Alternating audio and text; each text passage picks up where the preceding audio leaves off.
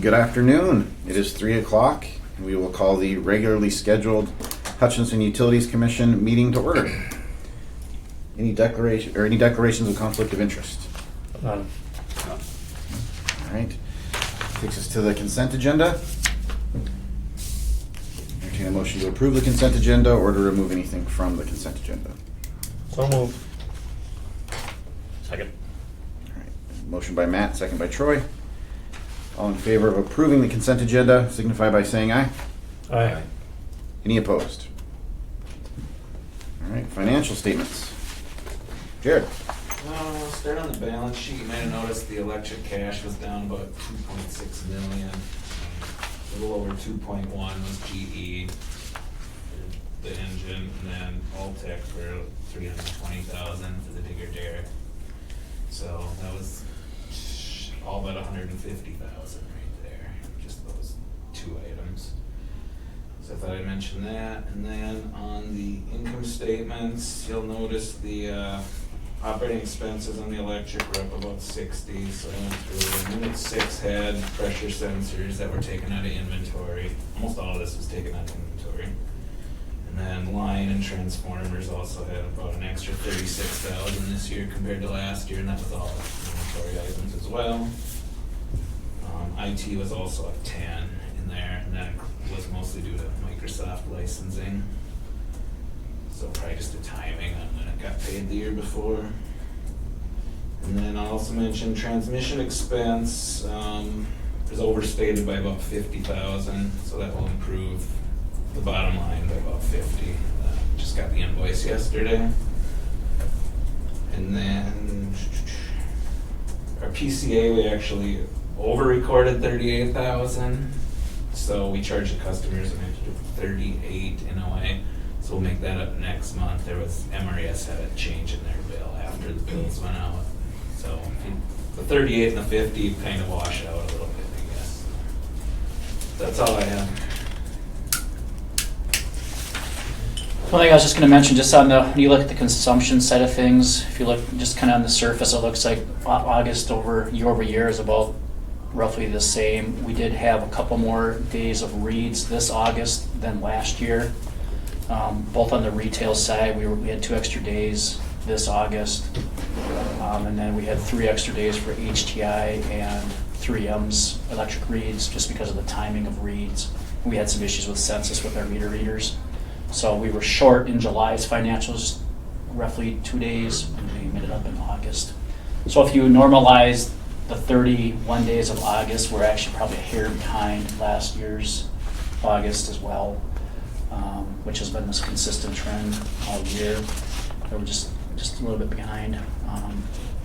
So I just wanted to mention that when you're looking at the consumption side of things. I just wanted to annualize that or normalize it out for you guys. Otherwise, most of the things is trending fairly well. The gas side was about where we thought it would be for the month of August. Obviously, we're starting to get in a cooler season here coming up, so we should see some of that tick up. Jared had mentioned the cash balance. We talked a bit about that. Otherwise, there wasn't anything else that really stood out to me as well. Obviously, some of you guys know probably the basis points have gone down. The Fed's dropped 50 basis points. So as we start reinvesting stuff that's coming due, obviously our interest earnings are going to go down and be reflective of the new interest rate environment. So we had a few that came up here in August that you'll see in the Septembers. There's a few in the new investment report that are getting a little bit less interest earnings, but we're still in those high 3s, mid to high 3s, depending on if we go with bonds or step-up agencies or CDs or things of that nature. So we'll watch that, but a lot of the stuff we have short right now, as we've talked about in the past. So most of our stuff we've laddered more short-term because of the cash flow and these large projects that we have coming up here. But as we kind of work through our cash flow modeling and timing of cash flow, and we have some opportunity to reinvest some of that stuff out a little bit longer, depending on how we finance things. We'll look at maximizing some interest earnings over the next couple of years as well. So you'll kind of notice that on the investment reports as things mature and we start reinvesting, that interest rates have gone down. And I think they're anticipating additional rate drops with some of the latest data that came out. So we'll just kind of watch that. Good for bonding and issuing debt, but not great on the flip side when you're investing cash. So otherwise, any questions on any of the financials year to date? that stood out to you guys? Nope. Nope. Okay. So, thank you. Okay. Entertain a motion to approve the financial statements. Second. Motion by Anthony and second by Matt. All in favor signify by saying aye. Aye. Any opposed? Motion carries. Takes us to the open forum. We don't have any guests here today. So we'll go to communication and lead off with Matt. Afternoon, everyone. Not a whole lot. All the street projects are done, including County Road 115 is open now. The lighting project at VMF is done and completed. I know they, I think, tested them yesterday, last night. And they're all working well, so. Otherwise, heads up, there's a couple potential housing developments that are looking to come into town that we're in conversations with, so we'll see. That's about it at this point. So. Good. All right. Divisions. Dan? I have nothing today. Mike? Just working on unit one install. Had some mechanical issues that we worked through, and now we're GE's still on site. We're working on some control issues, and the engine potentially is going to come out on Monday for the LVT swap. Still working with GE to find out the exact schedule, but it's looking like Monday the unit may come out for the final repair. So Okay. I should know by tomorrow for sure. Progress, huh? And we did put the engine back in the MISO market on Friday, right, September, or August 20th.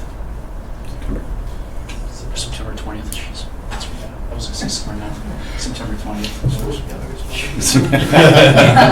June. It's supposed to be like May, but yeah. So that's back in, at least as far as the market's concerned. And there was no issues with MISO and any of that stuff? Not at this point. Good. Jared? So I mentioned Sue Winter's officially done up front after how many years? Almost 48. 48. Wow. 48 December. Mm-hmm. Is that a record?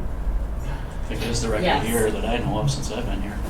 Mhm. She had been coming in a day or two a week for the last few months just to make sure we were good up front. Mhm. She's done officially now, and we're down to 3 up front, so see how that works. Okay. That's all I had. It's impressive. Mhm. It's been a long time. Angie? Just that the natural gas division manager position was posted a few weeks ago. That posting closes on Friday, or at least the first review of applications for Friday. And then we also just posted the natural gas crew chief position. So we have 2 up right now. Okay. All right. Anything on the legal side, Mark? Nothing today. Steve, Jeremy?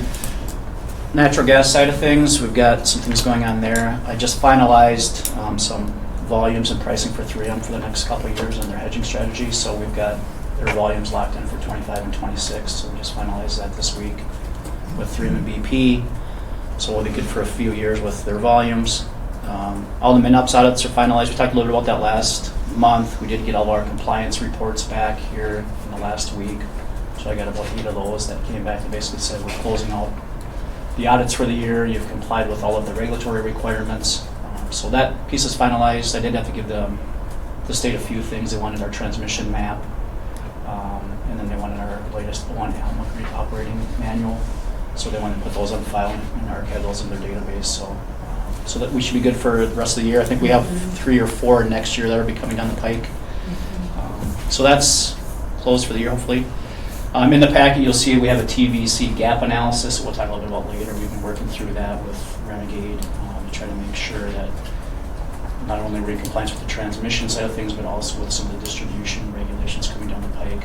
We want to be ahead of that curve as well. And so I've been talking with Brown and also Heartland Corps to make sure that they're getting their ducks in a row and making sure that they're approving those things to be done as part of their requirements of running and operating facilities. So working through that. I'm working with Broughton last couple of weeks on updating their contracts. We've got 4 contracts I'm hoping to come before you guys in October. Working on expired contracts, I think since 2022, so we need to get those updated back in place. So I've been working with Gloria Broughton, and I'm just waiting on UNG. There's on the interconnect agreement, UNG and Broughton have to make sure they're all comfortable with some of the pricing in there between those two. before I bring that forward. So anticipate, hopefully in October, I have 4 Brown agreements that will be renewed for 5 years. So I think Lori's going to take it to their council on October 8th. And we should hopefully have those for you guys to review and renew those agreements coming up. So that's what's going on right now on the gas side of things. On the other side of things, I am meeting with Senator Grunhagen and Representative Gilman on October 2nd. Deb Bergen from MRS is coming up. We're going to meet here. We're just going to talk about the upcoming legislative format, the topics that are going to be talked about in the energy industry. There will be some energy conversations as far as changing maybe some of the renewable standards going on. So we want to just get ahead of that legislative session and meet with those guys while they have some time. So they're coming here on Wednesday. Did send you guys something on the Bright Energy Choices program. Sent you a video and just some general things that are changing. If you haven't read the context of my email, please take a look at that. There is a portion of what we supply our own self as far as electricity that's right now is exempt from Minnesota law. I do anticipate that changing probably in the next year or two. But right now we're not considered a utility under the latest legislative law because we belong to a joint action agency, which is MRES. So they're required on our behalf to meet those renewable energy standard and carbon-free standards. But for the portion that we self-support our own generation, whether it's market purchases or generation, that piece is exempt. Do you realize that there's a piece that's missing in there of some unaccounted for megawatts that are being generated? And we're one of a handful of municipals that have kind of those quasi agreements where we're a part of a joint action agency, but not all the power is supplied by them. So they're aware of it. How fast will they rectify that? Will remain to be seen. It's a small portion in the grand scheme of the megawatt hours in the state, so I'm not getting a real sense that there's a huge burden to really jump on it immediately. But I think eventually down the road there will be enough conversation from the investor owns and the joint action agencies that say, hey, if you're going to report on this and we're all required to meet these standards, it should be all the megawatt hours in the state, and there shouldn't be a portion that's excluded. So we'll kind of watch that, but that will play into what we decide to do as far as renewable credits as we move forward and how much we want to be carbon free versus renewable in town. We have a couple customers, if you guys recall, that want to be 100% renewable, so we'll have to have conversations with them based on the accounting and how things are being recorded now. Essentially, the biggest thing that's changed is you can't consider yourself a renewable, 100% renewable or meet the renewable standards without retiring a REC. So you have to show in every instance that you're retiring a renewable energy credit or a certificate. In the past, we were counting market sales or market purchases, a portion of that as renewable based on the makeup of the market's generation. You can no longer do that because they can't supply a renewable energy credit for that energy. So that's going to be the big change with the legislative interpretation, both at the federal and state level, is for the percentage that you're going to require to be renewable or carbon renewable particularly, you have to retire a REC. It has to be documented and shown through the MRED system. The other piece, as far as carbon free, you don't have to have a REC, but we can talk about how much we want to be carbon free, because our claim here was we were 100% carbon free and carbon neutral over the last couple of years, but that has changed on the way the interpretations have been updated. So we'll work through that piece over the next couple of months for budgeting, and I'll have a little bit more detailed information to show you guys and some costs. But just kind of keep that in the back of your mind. We had a couple customers who said that wanted to be renewable. Yeah, we have one of our big customers in Highland Park. They want to be 100% renewable, and so that isn't really going to change dramatically because they're paying for 93% of the RECs now. That 7% that we were saying was coming from market purchases as a percentage, that will bump up now. And we'll have to retire 100% of their megawatt hours if they want renewables. So that piece might change a little bit. And then our other biggest customer in town went away from the 100% renewable standard because at that time the cost of providing specific RECs generated by our wholesale supplier was going to go up to $5 a megawatt from $1. And they just said that's too expensive. We've got other facilities around the world that we can meet our corporate goals without doing it here. So they basically backed on and said we're okay being carbon free and paying the dollar where we need to be carbon free, but they backed away from the renewable. So we only have one customer that's really kind of driving that of any size here right now. But that could change over time as well. Right? So just kind of, if you have a chance, when you have spare time, take a look at that. I'll give you a little bit of indication of that. And then Mike and I gave a tour to the high school last week. Was it this week? Last week. So electric, one of the classes in the electricity class came and had a tour, and they're going to come back. But Mr. Marshall has another class in the fall, so he wants to come back and give the electric class a tour of the downtown plants. We did that with the kids, and that went well. Received some competitive capacity pricing. People are out there looking for capacity to lock up long term. I've gotten some indicative pricing out from 2029 out to 2035. I haven't had a chance to talk with staff about some of that. Obviously, what we can sell in excess capacity will be dependent about how much load grows in the near term.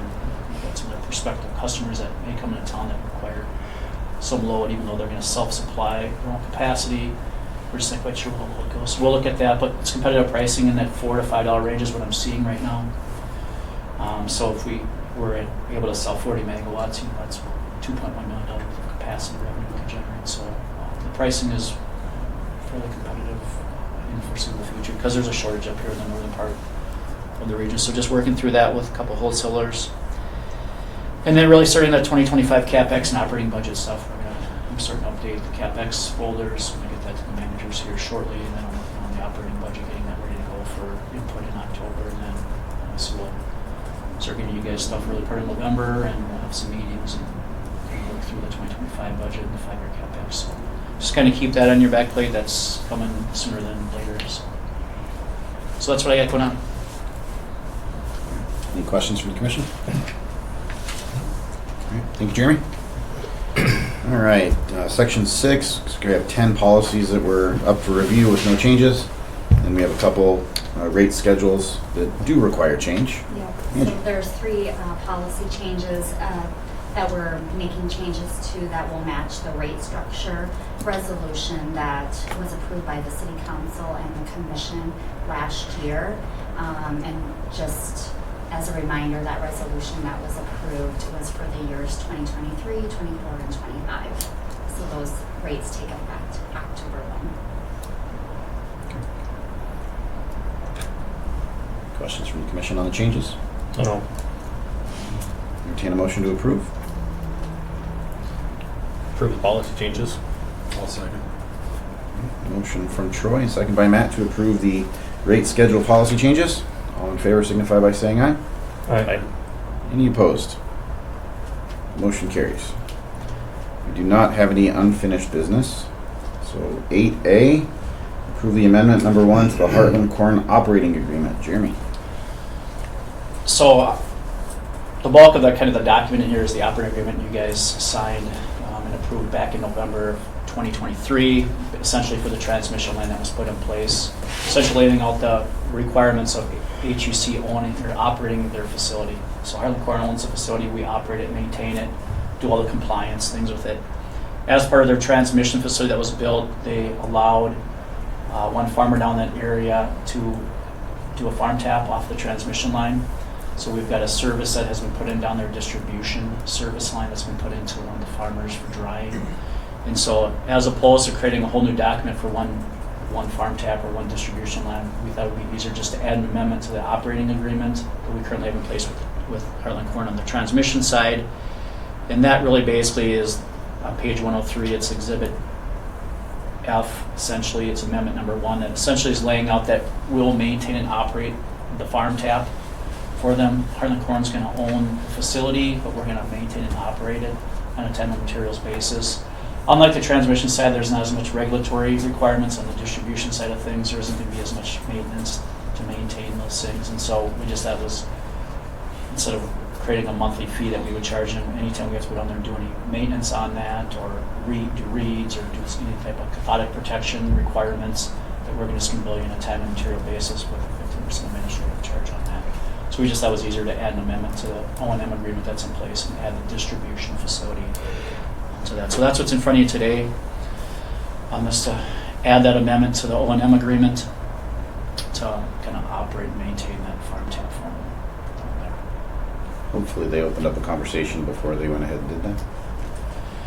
They did, and I it was kind of one of those things I didn't really really want to add anything off the transmission line, but that's the only way they got the land easement was to, that was kind of the, I was wondering how common that kind of was. the agreement was, we'll let you put that in lieu of the easement, so.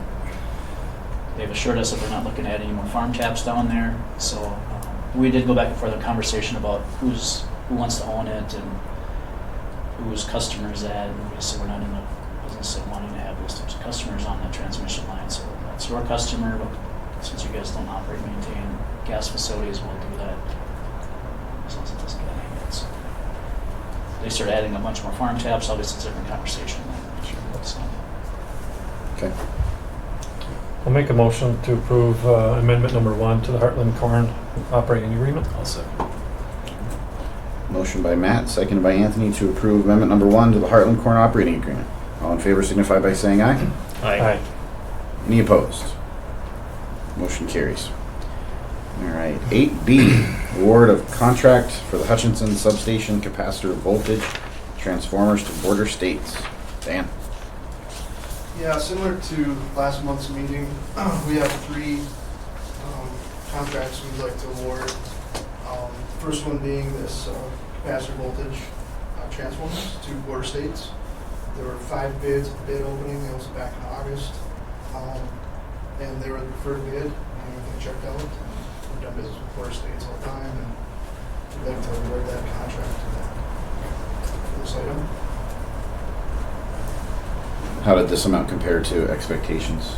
Very close. It was within 5%, I believe, of what was estimated cost.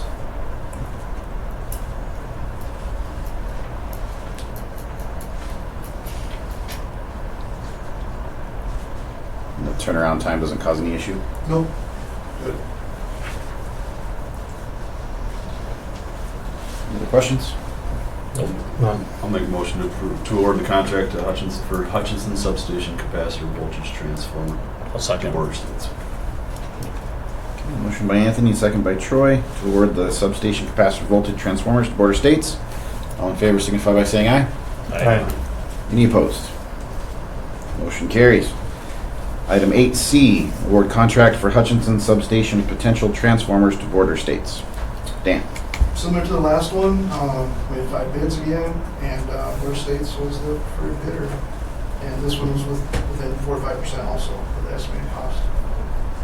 So the potential, what does that mean? Yeah, so this is for measuring voltages at various points of the substation. And the last item, the capacitor voltage transformers, is for measuring current. And it's for instrumentation and relaying. They're smaller transformers up on the structures and things like that, so they're pretty simple devices, but for protection of the station and monitoring. Yep. Any other commission questions? Nope. Make a motion to award the contract for Hutchinson substation potential transformers. Second. Motion by Troy and second by Matt to award the contract for the substation potential transformers to border states. All in favor signify by saying aye. Aye. Any opposed? All right, 8D, award contract for Hutchinson substation control enclosure. Dan? This is another one. We had this bid opening earlier this month. We only had 1 bid, which was expected. It's a pretty specialized task or product. This company builds the enclosure or control house that will be located at the substation. It'll have all the control panels, relay panels, and battery system, just everything. It's the whole building. And the price came in right at what was expected. So we're pretty happy with that. It wasn't well off the mark and had us wondering if we should go for bids again, see if we can pick somebody else up. But we expected this company to bid, and they did. And DGR's worked with them in the past. And so they offered a letter of recommendation to go with electrical power products out of Iowa. So is this something that gets constructed on site or built elsewhere and then brought in? Brought in, it's kind of like a modular building, comes in 2 halves and they'll put it together kind of like a double wide trailer house, similar. But it's a metal building and then they'll put it together on site on a pad. Yep. So there's some wiring and stuff ahead of time, right? They'll have some of that. Yep, everything will Backed out be, the inside. lighting, HVAC, everything will be pre-wired as much as it can be to until it gets on site, and I'll finish it. Yep.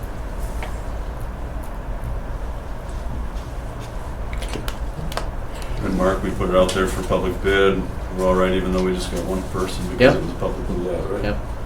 We did what was our obligation to do. We can't force people to bid on it, so.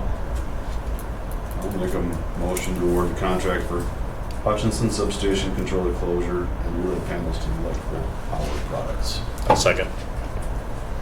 Motion by Anthony and second by Troy to award the contract for the control enclosure. All in favor signify by saying aye. Aye. Any opposed? Motion carries. 8E, approve the contract for Hutchinson Substation 115 kV and 69 kV group operated switches to Seco. Still Dan. Yeah, so last month we awarded the contract, the next two items, the switches and then the steel materials. And now this is just entering into that purchase agreement. We've got the contracts ready to go if it is approved today. And we got the performance bonds and everything. So it's a formality to start moving forward and get it on order.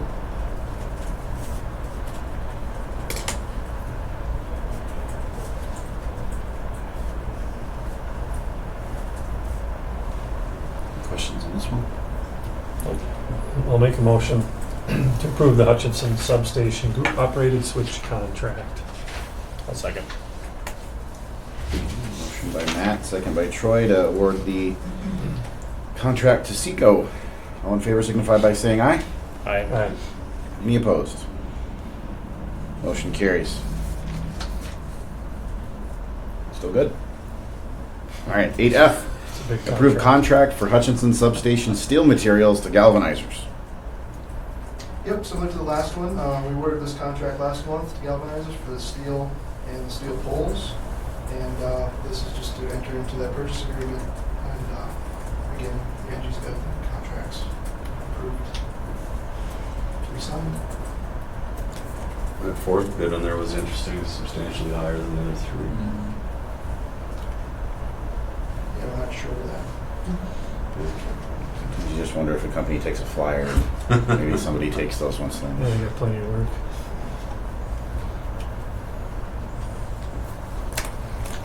I'll make a motion to approve the contract with Galvanizers Inc. for the purchase of substation steel materials. I'll second. Motion by Anthony and second by Matt to approve the substation steel materials to galvanizers. All in favor signify by saying aye. Aye. Any opposed? Motion carries. 8G, approve requisition 10011 HTI substation relays. Dan? Yeah, changing gears a little bit, different substation. Over the last few years, we've been upgrading our substations, replacing the relays and some of the obsolete equipment, things that aren't supported anymore. Plant 2, Plant 1, and 3M substation, and now the next on the list is HTI substation. So we're looking to do the same thing. It's 25-year-old equipment. Some of it's not supported anymore, so we're looking to purchase relays and the SCADA equipment for the HTI substation. This is part of CapEx planning? Yes, it is.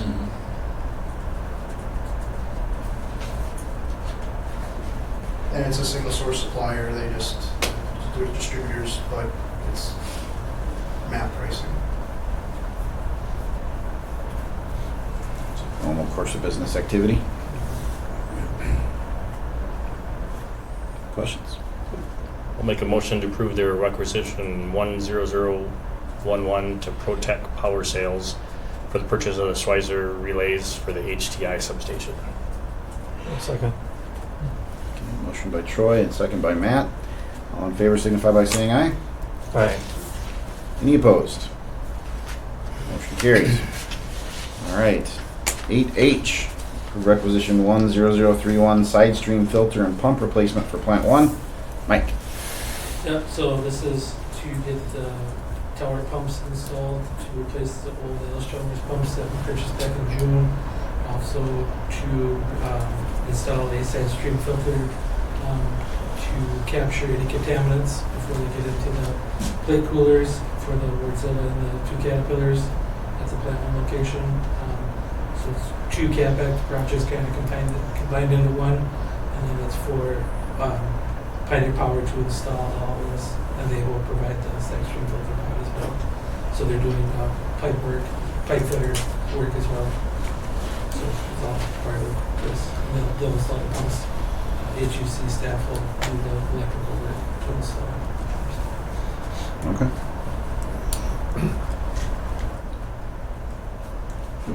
Questions on this one? No. I'll make a motion to approve requisition 010031, the side steam filter and pump replacement for plant 1. I'll second. Motion by Matt, second by Troy, to approve requisition 10031. All in favor signify by saying aye. Aye.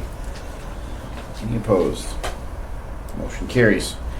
All right, last item on the agenda, requisition 10033, the Renegade Professional Services Contract. Jeremy.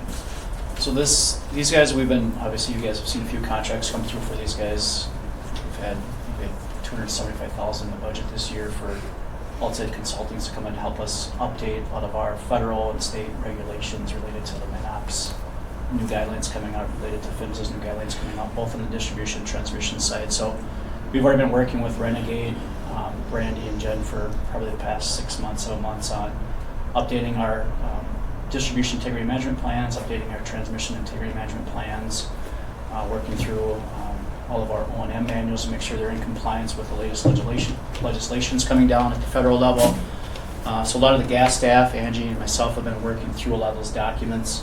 We're also in the process of converting over a lot of our manuals from more a narrative format to more of a procedural manual format, so that guys out in the field, when they come across certain instances, they can refer to the manual and use those to make sure we're staying in compliance with our procedures and the things that we're required to do by federal and state law. So we're working through that piece as well. On top of all those things going on, there's some new legislation that's already has been in place on the transmission side, but is anticipated coming down the pike on the distribution side of things, and that's this TVC gap analysis, traceable, verifiable, complete records.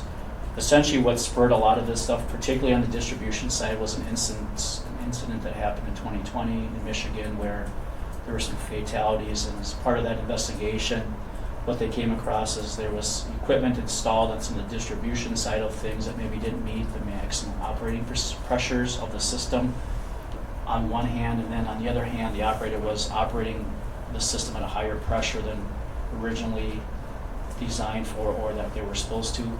So like any legislation and regulatory laws that come out when bad things happen, they put things in place to improve safety, particularly in the natural gas industry. So some of this stuff that's coming out is a part of that piece.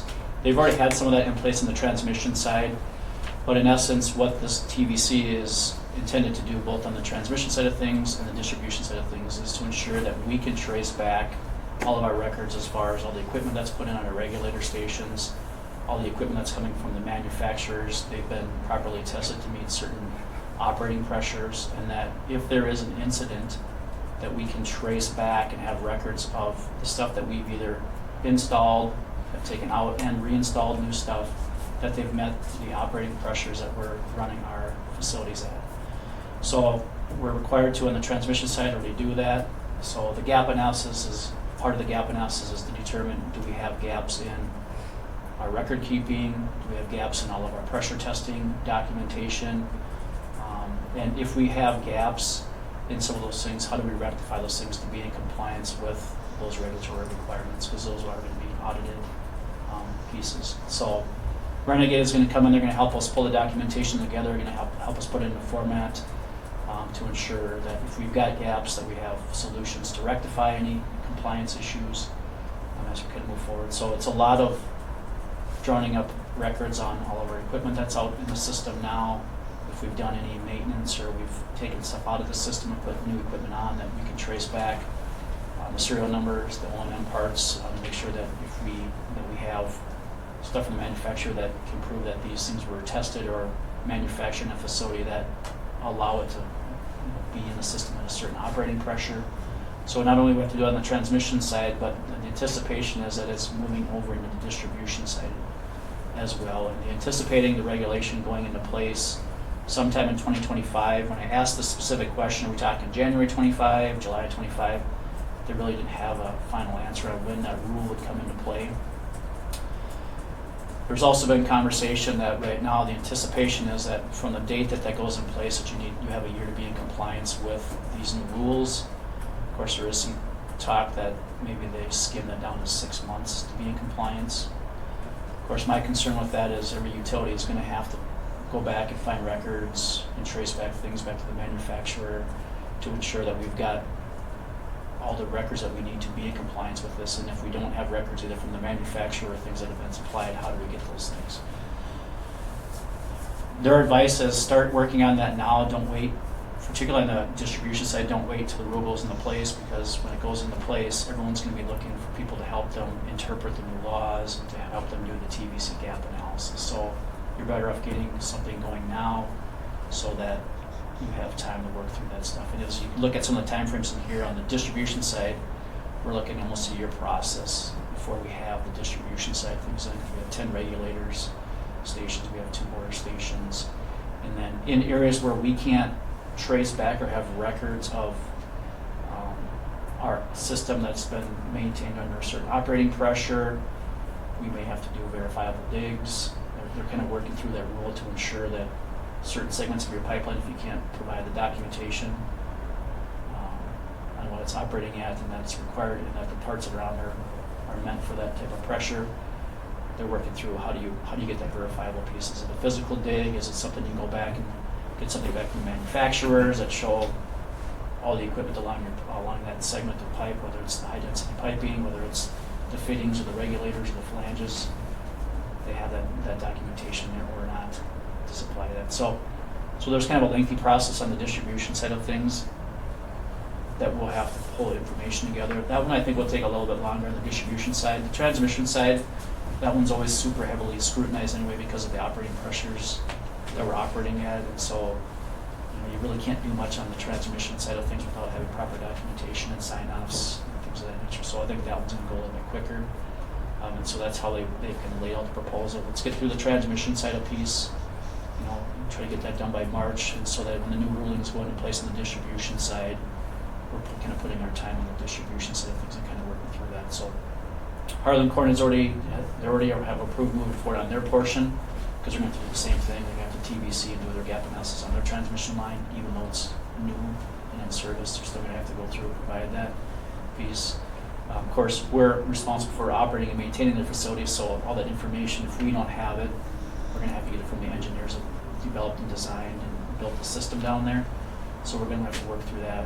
So that's going to take staff time to kind of wrestle those documentation and information segments together on that side of things. And then, like I mentioned, Broughton, I talked to Lori over in Broughton, they're going to have to do the TVC gap analysis as well, or be able to pay for it down there, since we're operating and maintaining their system as well. We're the ones they're going to be having to provide the records and the documentation, because we're the ones that are doing the work on their system. So she's going to take that to her board on October 8th to make sure that we're all kind of moving in unison on that piece of it, since we're ultimately responsible for all the facilities, even though they're owned by Broughton and Harlan Corning, we're the ones that are maintaining and operating, so we're the ones that they're going to look to for compliance. And so that's part of that. We have our segments as well, which are always going to be the bigger portions, because we have the most transmission line and we have the largest distribution system. So it's going to add a lot of work. It's going to add a lot of record keeping, pulling together documentation, finding out if we've got gaps in records that could be out of compliance when there's no rules coming down the pipe. So the sooner we start that, the better.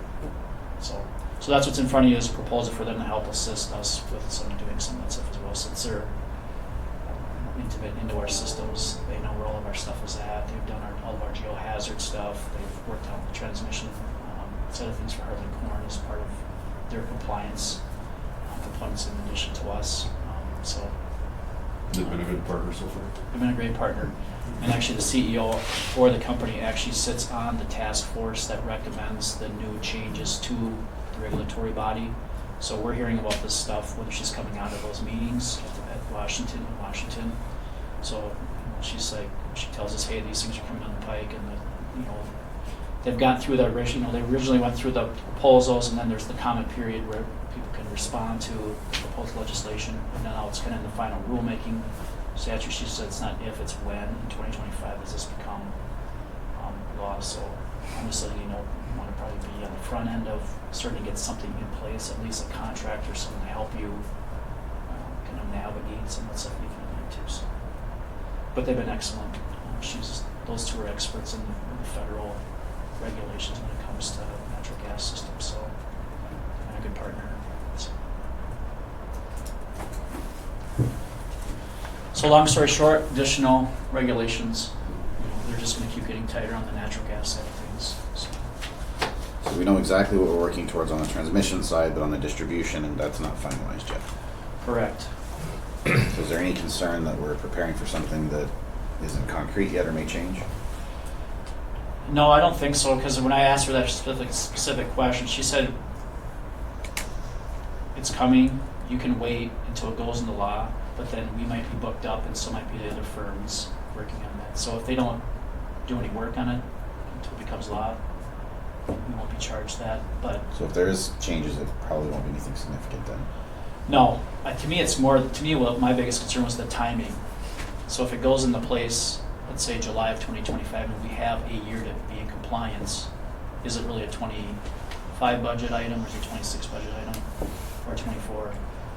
Her response is, it's going to take us 8 months to a year, so when it goes in place, you might be crossing years anyway with the final gap analysis, that you should at least get some contractual agreement in place with someone so that you're ready to go ahead of other people that are going to be scrambling and waiting for that. So I think she laid it out in a particular way that by the time we get through the transmission gap analysis, I think she's anticipating that the rule will be in place. So if we get through the gap analysis in March, with the transmission side of things, both us and Heartland Corn, by March of 2025, that rule will already be in place. And then they'll work into the distribution side of things. The Brown piece is a smaller portion. They only got one regular station down there. But it's more of, on the front end, it's more of us pulling together all the records that we currently have in place for Heartland Corn, Brown, and us, and then seeing if we're missing any records, and then asking those guys if they've got stuff, pulling it together first before we get to using their services. So there'll be a lot on our end and the back end to start pulling that information together.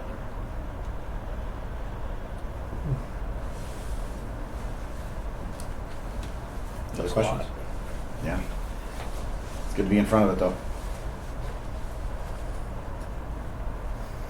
Make a motion to approve resolution 010033. I'll second. Motion by Troy and second by Matt to approve requisition 10033. All in favor signify by saying aye. Aye. Any opposed? Motion carries. That concludes the agenda. Motion to adjourn. Second. Motion is second. All in favor signify by saying aye.